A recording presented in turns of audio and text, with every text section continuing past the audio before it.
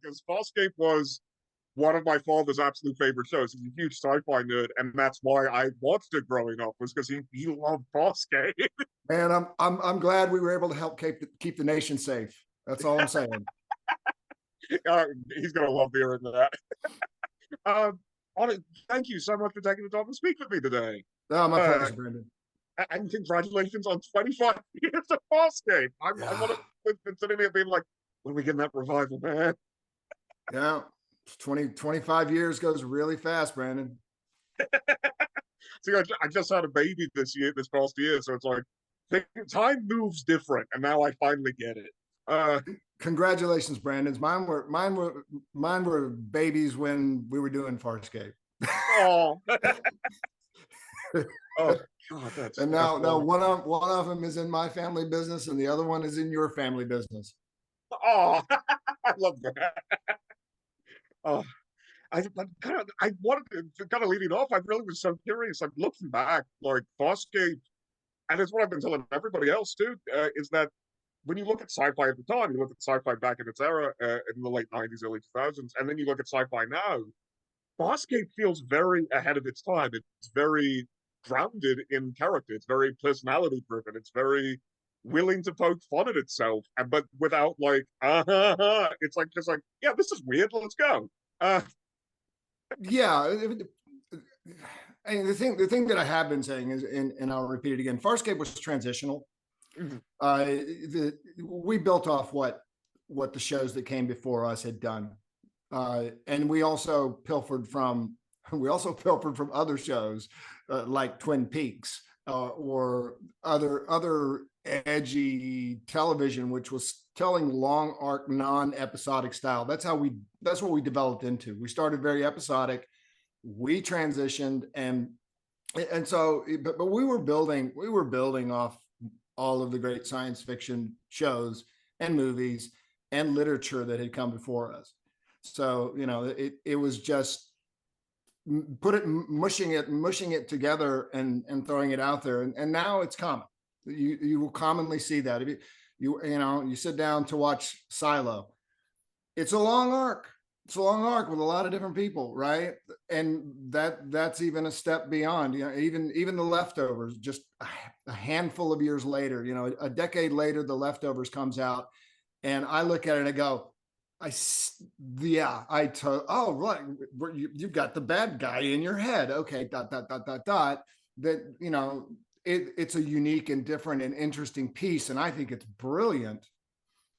But you can see the seeds of things that we were doing at the turn of the millennia in shows that happened afterwards, and you'll see the seeds of things we did in Star Trek: The Original Series.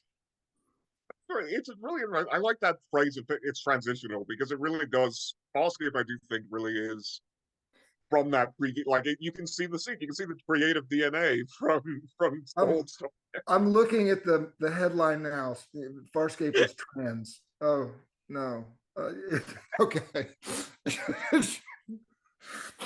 uh, okay. We're all in, I won't deal like that. we're It's all in the okay. process of we're all in the process all the time of moving from one thing to the next. The world is not static, and neither are human beings. Cool. Oh, exactly. And that kind of speaking about that, like, because one of the things I love about Ben, sorry about about John in the show, is that he gets to, like, you initially meet him and he's the audience surrogate. He's the all right. He's the person we can relate to, who is in this wild setting. And then over the course of the show, we get finding new layers of himself. We keep finding new elements, like new lengths that he's willing to go to. And something I always ask performers, because I fucking love this question because I always get something different. When you look back at the character, when you first kind of signed on to Farscape, I imagine you kind of had an idea. All right, I know who this character is. I have an idea of what I'm going to do with him. And in my experience talking to everybody, that's never the case with the finished product. Like the characters always evolve. You always find something different that you didn't initially expect with the character. With that in mind, what would you say surprised you the most about John? It's like what really kind of caught you that looking back you maybe didn't see coming? I can't say that I saw any of it coming. When I build a character, I build the character to that point, and and I go, okay, I think it's this, it's this. This person is like this. This person has certain kinds of experiences, and you sort of you build it out, and then you step into John's boots. But from that point forward, like all of us, we don't know where we're going to end up in 10 years or 25 years. And to the degree that the writers have certain points that they may want to get to, smart writing will be reacting to, you write something or you do something and you act something and it will surprise you and you go, oh, look at that. Oh, whoa. And then your imagination takes over and you build upon what's there. You build upon it. You bring in a new character and that new character adds a new flavor to the story. You bring in the case of Farscape, you bring in a whole new race, and that will change the arc of the story. It changes the arc of history and of the future, and that's the world we live in, and it's the value of storytelling is for all of us to stand in someone else's boots, to sit in someone else's chair, and when you do that successfully, it's a bit like dreams. It's kind of a rehearsal for life and for growth. Not bad. Now, also one of the things I do love about Farscape is there was obviously a lot of CGI, a lot of special effects in the series, but it was also the Henson company was involved. Like there was a lot of practical effects, costumes, just weird designs and aliens and things that you would just kind of have to find yourself acting against.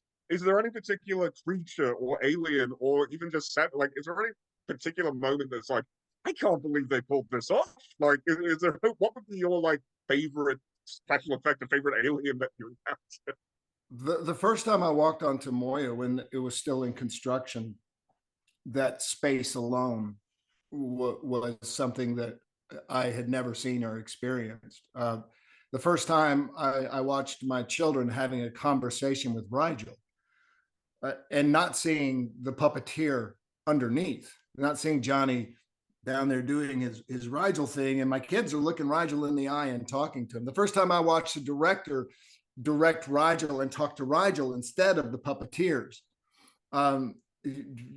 you're experiencing a sense of magic. Like, how is this even possible? That is kind of the beauty of the Henson company. Is you just you forget. You have those moments. I love whenever somebody I have a friend who works on Sesame Street, and they will say you know it's not real. You know it's a puppet. You can't not make eye contact with the puppet when you're talking to. It's the beauty of human beings to come up with something that has not yet been imagined, right? And the way the human mind synthesizes images, ideas, thoughts, emotions, and creates something anew is just remarkable to me. There, I think that you can watch watch AI stuff, right? And it's kind of amazing, but it's all does it really? It looks amazing, but there's that uncanny valley which is non-human and also doesn't feel like it's advanced impossibilities, right? It seems to have built on everything that was there and what's possible. It's like when my phone wants to give me the next word, which it does all the time. There's part of me is like, no, I didn't want that word. No, I didn't want that word. I didn't want that word. But at a certain point, is it training me to say, oh, here's the next word, right? And this is the thing about imagination and creativity when it's let loose in human beings. It's just going to pick a new word. It's going to pick a word which is unusual, which is going to resonate in a different way. And that requires freedom of thought, requires freedom of expression. It requires that you allow human beings to express and to offend and to do all of these things. Sci-fi allowed us things which at the time were offensive. And unless you have that capacity, it's very difficult to find new and exciting and sometimes better ground. I love it. I'm so sorry for the plane that was going overhead just right now. I live in Los Angeles, right near the Burbank Airport, which makes every interview a bit of a gamble for me. That's that's an epic airport. The history of that airport just blows my mind.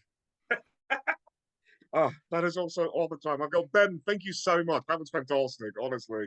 Uh, Congratulations on 25 years of Farscape. I honestly like. It's gonna make the dog's day when I get to tell them it. Everybody said, like, Well, say hi to everybody for me, Brandon. That's, of course.